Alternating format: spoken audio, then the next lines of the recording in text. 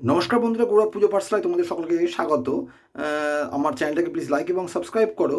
তো বোধনের তিথি সম্পর্কে তোমাদেরকে বলবো। তো দেখো, বোধন যেহেতু ষষ্ঠীর দিন হয়, মানে ষষ্ঠীর রাত্রিটাতে হয়, তো এবছরে যেটা পঞ্চমী পড়েছে সেটা শনিবার দিন সকাল 8:49 পর্যন্ত, অর্থাৎ তারপর থেকেই কিন্তু ষষ্ঠী তিথিটা পড়ে যাচ্ছে। অর্থাৎ যেদিনকে পঞ্চমী সূর্যোদয় হিসাবে, সেদিনকে কিন্তু বেলা 8:49 পর আবার ষষ্ঠী তিথি পড়ে যাচ্ছে।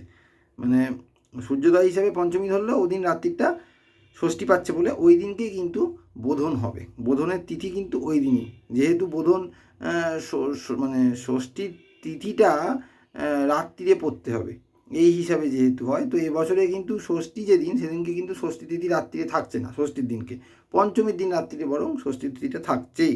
সেই জন্যে কিন্তু এবছরে পঞ্চমীর দিন, অর্থাৎ ওই 27শে সেপ্টেম্বর 10ই আশ্বিন শনিবার, সেদিনকেই কিন্তু সন্ধেবেলায় সায়ংকালে কিন্তু অবশ্যই দেবীর বোধন করতে হবে।